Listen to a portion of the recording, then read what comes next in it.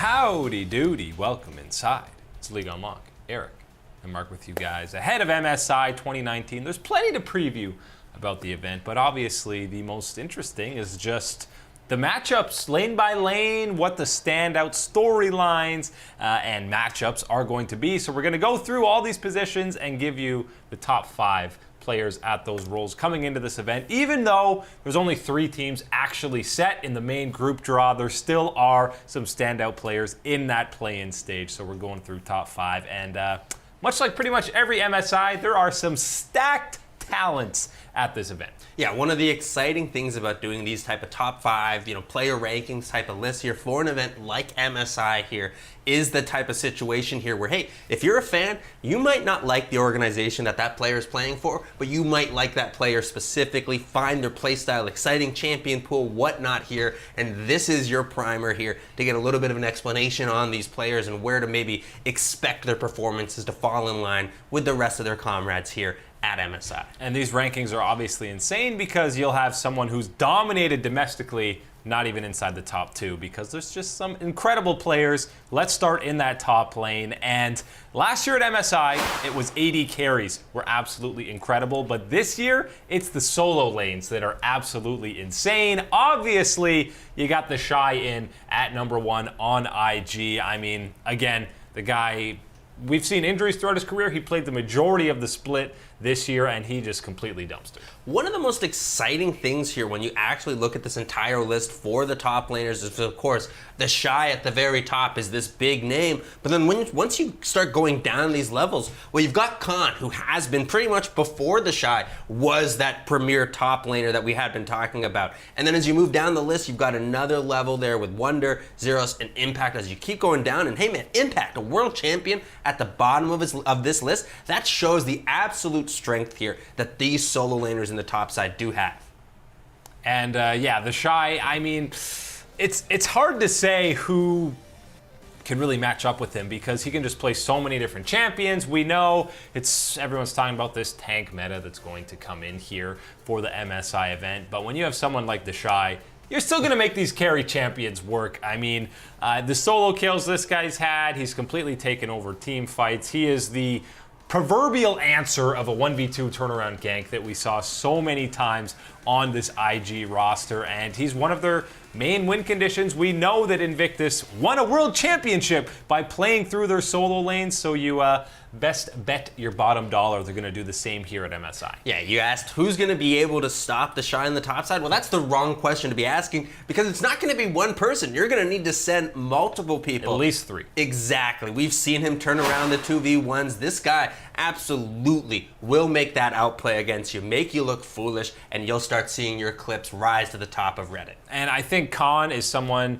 I think people talked about him as definitely having a bounce back year with SKT and Split, and he has a chance at further redemption here at MSI. We saw Wonder have a completely dominant regular season on G2 because, well, pretty much everyone on that roster did. He's kind of forgotten about as one of the main carries on this squad just because caps and perks demand so much attention from people, but we know that Wonder can completely take over a game. And yeah, the last time he matched up against the Shy, it didn't go so well, but that's one of the great storylines coming into this event is G2 versus IG again. Right, you do get a chance for redemption more or less here, another chance at the exam to take on the Shy, take on that final raid boss here. But when you do talk about Wonder and the improvements that we have seen from him, it's really important to look at the rest of his career over these past 2-3 years. He has really developed into someone you can rely upon in these solo lanes to carry, play those champions, find his own advantages here. And that's what we talk about. Such a great lineup of solo laners and top laners here at MSI that when you go down from the Shy and Khan, which are premier laners there, you absolutely have an emerging guy in a Wonder who's really trying to prove himself as elite at the world level. And I know people are going to be upset because we have Zeros here above Impact. A minor region guy above a major region like North America. And I know Impact had a pretty good end, at least in FlyQuest. The FlyQuest series, he looked great. I think Broken Blade outplayed him totally in that TSM final. And as Zeros, we talked about him when we previewed the play-in stages. This guy is the best player on Fongbu. He's probably the best player in the group stage, not including Liquid and Flash Wolves in that. But 31 solo kills, I just want to talk about that again. Dude, that's where I'm going right now. More than a game. Hey, man. More than one per game. If you get the Buffalo taking on Team Liquid in the play-ins point here, that's your win condition. That is absolutely, exactly, that's the win condition. Zeros is a huge part of the Fong Blue Buffalo getting some success here at this MSI. You're right, those solo lane play here, that solo kill potential that he absolutely brings, and if it's in a type of situation here, hypothetically, against Impact, that is certainly a matchup that the Fong Blue Buffalo top laner Zeros absolutely should be able to take advantage of. And for someone like Impact, with how they've changed this two weak points for Liquid, he's probably the guy that you're looking at now on the international stage to be able to stand out and stand toe-to-toe, because we just went through some titans in the top lane for him to match up against. And for someone like Zeros, again, if that's who Liquid matches up against, we know he's already got that international experience from Worlds 2018, where he performed against some of the very best players. Impact obviously has plenty of international experience as well, but I think the Fong Fu Buffalo top laner gets the slight edge over him in that top lane. On to junglers, where, again, a lot of guys you should be hyped about here. Xmithy was the best jungler around with Santorin in North America, but I don't know if you can argue him being higher than 4th at this tournament, because Clid, after that performance that he put on against Griffin, showcased he might just be the best jungler, at least in the LCK. I think when you're looking at these junglers here, you've got a lot of talent, a lot of strong players here, but Clid's name stands out strong and tall above the rest of them here. He has shown you time and time again, if you weren't paying attention last year, you better be paying attention now that I'm on SKT, because my skill is there and I'm going to give it to the other team here and not let them get these advantages. Clid was a monster part in the way that SKT are able to get their advantages here. There were a couple times here towards the middle part of the season that we were saying, hey, if Clid doesn't really pop off, nothing happens for SKT in that game. That is really how important he was for their success at certain parts of the season. And when he was popping off, man, it was really a sight to see. This is the hype that you want to be watching from an SKT jungler. Yeah, luckily for SKT, he popped off in the majority of their games, and that's why they came away with that spring split title. We got Ning right behind him on that list.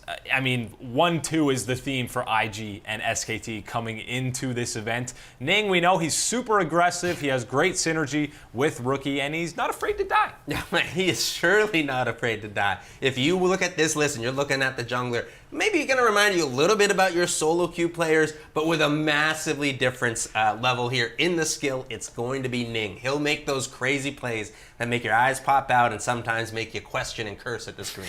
And I think Jankos, he turned it on towards the end of the playoffs. He had a bit of a dip in the season, but he still gets that spot ahead of Xmithy. And we also had Kure in at number 5, who got MVP of the TCL. He had a great split there with Fenerbahce. Excited to see him on the big stage. Hey man, what does it say about the players that we got here at this MSI tournament when you can win the MVP of your league and you're still going to be ranked number 5 here? That is the strength of the mid-season invitational. Yeah, when the best of the best go against the very best, well, it's hard to crack into that top 4. But coming up after the break, we look at the mid laners, which might just be the most stacked position at the tournament, some of the best of all time.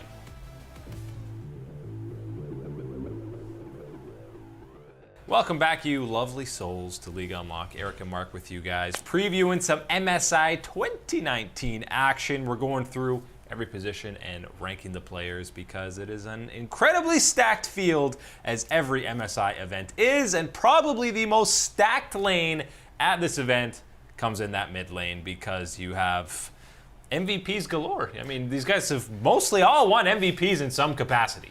I don't know what else you could really want here from these mid laners. What type of dream scenario you could come up with here for these type of lineups, because right now, when you're going through 1 through 5 here, man, I don't know if I've ever seen an international tournament here at this level that gives you this type of consistent talent in the mid lane. Yeah, I mean, you have guys who you're talking about being the best mid laners at some point in their careers in the entire world. And I think for 2019 so far, the spring split coming into this event, I think you have to say that Rookie has been the best performing mid laner, even more than Faker, because he didn't look as good for parts of spring. Obviously, the end of their playoff run, he looked incredible. But over the entire split, I think you got to put Rookie ahead. Right, now this is one of those situations, of course, as long as Faker's not number one, people are going to think that it's blasphemy here. This isn't all time. Exactly, you got to keep that in mind, of course. No one's going to make that type of claim here. But when you have looked at the past couple of months and the performance that's been going on, what Rookie has been able to do, the skill that he's been able to show consistently with IG compared to sometimes with Faker where it hasn't really been about him. And that's not to say that he doesn't have the skill or isn't able to do it. It's just been the way that the games have played out, what the conditions have been for the win there, and that is why you have to be putting Rookie up here above. He has the performances, he has the numbers that we have seen so far in this spring split to deserve this spot, rightfully so, at number one. He's got to be the top dog heading into MSI. And I think what's going to be interesting about this matchup is, save for maybe when they matched up against Chovy, I don't know if Faker has played against another mid laner that is so heavily emphasized and such a big focal point for their team than Rookie. Because we know him and the Shy are Ning is running back and forth there pretty much the majority of the time, trying to get them ahead. I don't know if there's many LCK mid laners that are that focused. Right, we have talked about the thought that, okay, yes, we did have the matchup with Chovy that we had been wanting to get for Faker for quite a while here. We had them passing with flying colors at this point in the finals. But then when you really do look at it outside of maybe past matches with BDD, we haven't had this much hype around a mid lane matchup for Faker where we're really trying to examine the 1v1, what's exactly going on, the skills here. This is hype, man. I'm telling you. This is one man and number two. Rookie and Faker, you gotta watch them. And save for their matchup against Rift Rivals, which is when Faker was carrying carcasses of former players on that roster. The last time these guys met in the LCK when Rookie was still on KT around 2014, Faker at his prime, KT 2-0'd them and Rookie had an incredible series. So this is a, rematch 4-5 years in the making. This is exciting, man. This is exactly what you've been wanting to see from this, like an MSI like this, again, bringing the best of the best from every region here. And this is the lane to watch. If we talked about, hey man, you saw us talking about the Shy, saw us talking about jungle, but man, this is the lane that you want to be talking about, because even behind Faker and Rookie here, you got Caps and Jensen representing the West here, and man, this is strong showing, but feels bad to put Caps and Jensen at 3 and 4 because normally you can't put them higher. Normally you got to be putting them in the top 2 no matter where they're going, but you can't because it's Rookie and Faker. Sorry guys, you're not better than them. And Caps, to be fair, is the only guy on this list who's the reigning MVP. Rookie, Faker obviously have one MVP, but Caps got it here in the spring split in the LEC.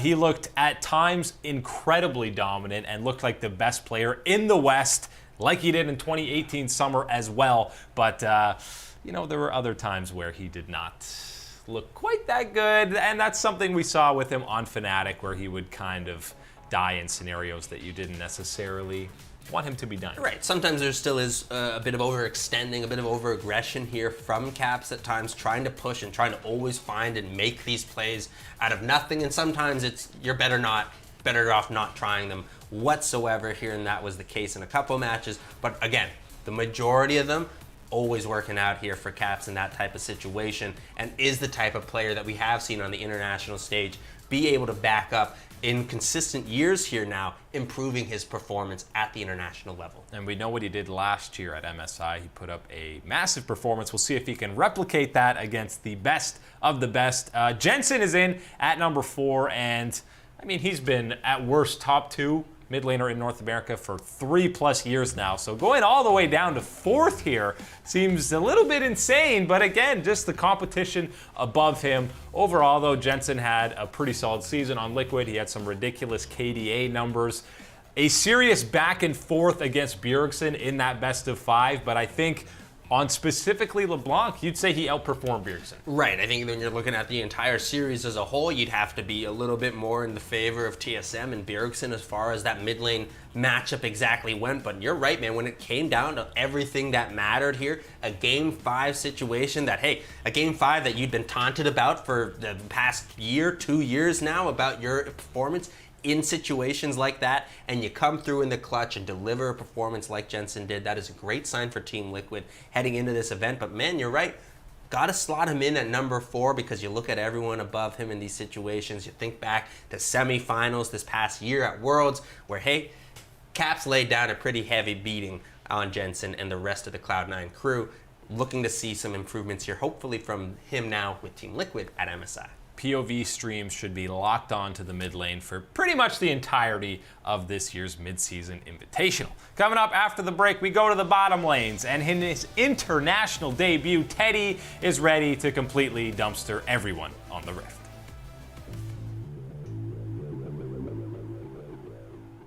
Welcome friends, family, and foes alike to League Unlock. Eric and Mark as we continue the MSI preview countdown, whatever you want to call it. Bonanza is the preferred word when you're asking me, but we're ranking the bottom laners now.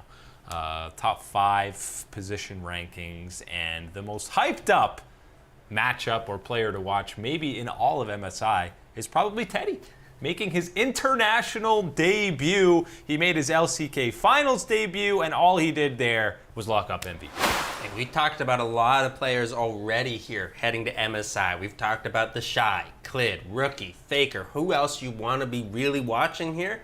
Teddy, man. Teddy's got to be Teddy's got to be the number 1 name here, mainly for a lot of reasons here, not just because of the skill that he brings. Obviously, we're going to be talking about that. But man, this feels good. Teddy, we've watched him for the past couple of years and realized, man, over the past year or so, this guy has so much talent.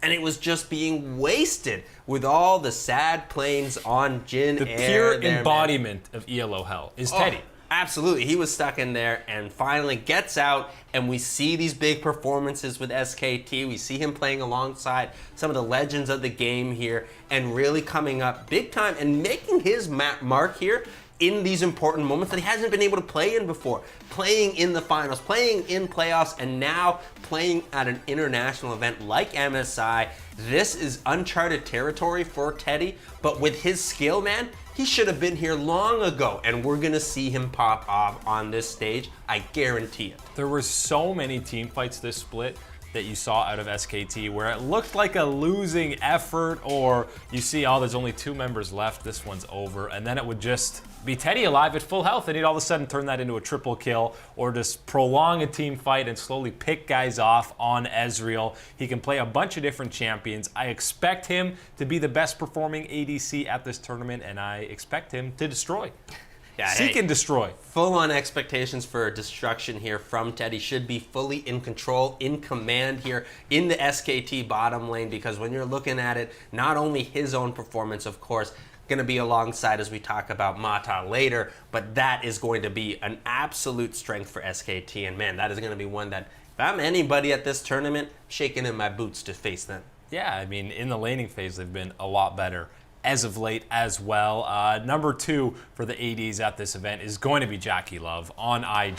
You might say the bottom lane is definitely often forgotten, the forgotten part of Invictus Gaming, but specifically in these finals, they had a fantastic performance, and Jackie Love, I think right now we saw a better split from him in spring, more consistency than we were getting out of him in 2018. Again, another guy who's played a bunch of different marksmen in that bottom lane and has shown that he can be the featured carry on IG in some of these fights. It's kind of perfect timing that the IG skins from this past Worlds are coming out now in the Riot store, given that Jackie Love and IG did win the LPL title, and in the fashion that they did, him being so important in those matches, dishing out the damage that he did remind me of the performance that he has had at this past Worlds in the finals. Things like that really did show up and dish out the damage that IG needed from him. He certainly can be one of the biggest difference makers at this tournament for a squad like IG. You've seen it in the past from him. This is a guy who, hey, I'll tell you what, for every great thing that Uzi has done for the LPL and for Chinese League of Legends, I tell you what, he hasn't achieved the same achievements that Jackie Love already has at this early point in his career. This is the prodigy of the LPL ADCs, and he's gonna be here to try and show his very best on the world stage. Yeah, keep in mind, this guy hasn't even really played for 2 full years on in a major region. So he's still developing, and we're seeing a lot of that already here in 2019. Some people might be mad that we have him ahead of Doublelift, the golden boy of North America. But overall, I don't think Doublelift was as big the win condition that we saw he was for Liquid back in 2018. A lot of that is Core JJ coming in, and obviously Jensen as another huge carry for them. Yeah, Doublelift was probably the best ADC in North America, but I don't think he was as dominant as we saw in 2018, and Jackie Love deserves to be ahead of him. Yeah, Jackie Love really does deserve this, and I want to say that in the point of, if you actually have been watching the full LPL split this year, as we talk about, that consistency that Jackie Love did bring, much more so than we had seen from him in previous years, and again, knowing the highs of the highs that he has with his skill and what he's been able to reach before. I'm sorry, Doublelift, man. You don't have a world championship skin. Jackie Love does, and absolutely with the performances that we have seen from him this split against the performances from Doublelift this split, and knowing the highs that they have reached in their career, Doublelift, you gotta fall to number 3 here. But it's not all bad, because you still will be coming ahead of the EU counterpart here, Perks. I'm sorry, man. You're gonna be falling down here, and that's not exactly your fault. Yeah, I mean, it's going to be his first real test as the role swap man, and Betty, one of the last remaining remnants of Flash Wolves, rounds out the top 5. But good luck to Perks going up against some of these top dogs in the bottom lane, especially because when it comes to supports and who's actually going to be supporting him, it's a bit of a question mark. Is it Mickey or is it Promiscu? We know that at the very least, it sounds like Mickey is not going to be playing all of the games, which is why we have them all the way at number 5 behind Pallet, just because it's such a big question mark. Yeah, that's the one thing I want to hit on here quickly, is that if we are getting Mickey, I think that's where you can absolutely see a scenario where you can have a bit of dueling between the likes of Doublelift and Core JJ and a Perks and Mickey lane to see who would you really want to have there. But as long as it's going to be maybe questionable here that we might be getting Promiscu in, I think that is a massive downgrade in far as the actual performance of the lane and the synergy that those two players have there together. We had seen it for a couple of weeks in the past, and all we've heard since then is issues with Mickey and not getting enough practice time or being able to play quite enough. And that, I will say, is a cause for concern for G2 heading into this event. And we don't want to roast Promiscu too hard, but you look at the top 3 of supports going into this event, and that is an absolutely insane field of guys that you're going up against. In Mata, arguably the greatest support of all time. We've even got Baolon one spot. Disgusting, man. Tom Kench is just a wonderful champion. That play is just gross. You should not be able to impact a game like that as a support, man. Anyone who tells you support is a useless role, show them that clip, man. They're a fool. Show them any of these clips. Yeah. Core JJ with the incredible Alistair flank. I know he got MVP of North America, but we still have him just in that top 3, just because Baolon is the always forgotten member of this IG squad, even more so than Jackie Love, but he is right there alongside Ming as one of the best supports in the LPL, and Mata is Mata in at number 1. But the top 3 for supports are going to be a fun time. Hey man, that's exactly what we've been talking about here. When you're heading into this one, it pretty much seems to be the best of the best are at this MSI, and they're ready to duke it out and see who's the best champion halfway through the year. MSI just around the corner. That's all the time for League Unlocked. Eric and Mark with you guys. See you next time.